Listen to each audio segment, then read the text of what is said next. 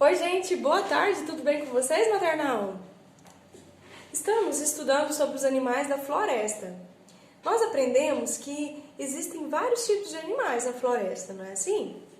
Tem animais grandes, animais pequenos, animais que se arrastam no chão, tem aqueles animais peludos, os que vivem na água, os que vivem próximo da água. Só que o mais bacana é que cada um tem um som diferente, não é mesmo? A tia hoje vai mostrar para vocês alguns animais aqui e vocês vão ouvir o som desses animais, tá bom? Então aqui ó, nós temos o primeiro som do animal que é o veado. Olha o som dele.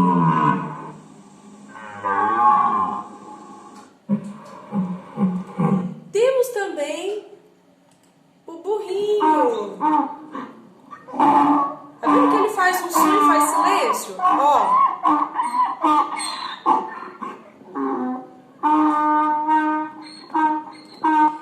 Temos também o som do macaco.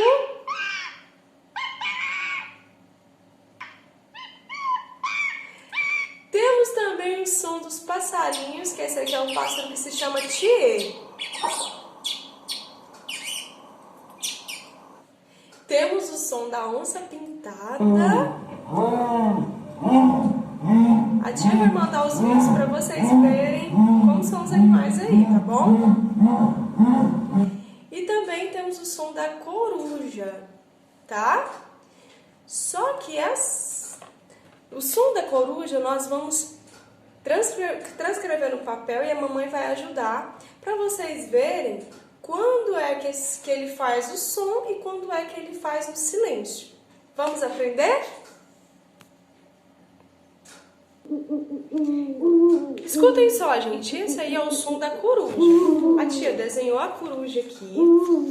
E com a ajuda da mamãe, ela vai segurar na sua mãozinha agora, com um giz de cera, um lápis, e vai tentar transcrever no papel quando faz o som e quando o som faz um silêncio.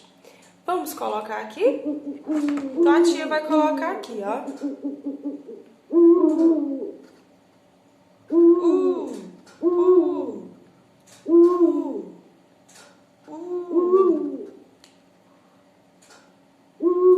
Ó.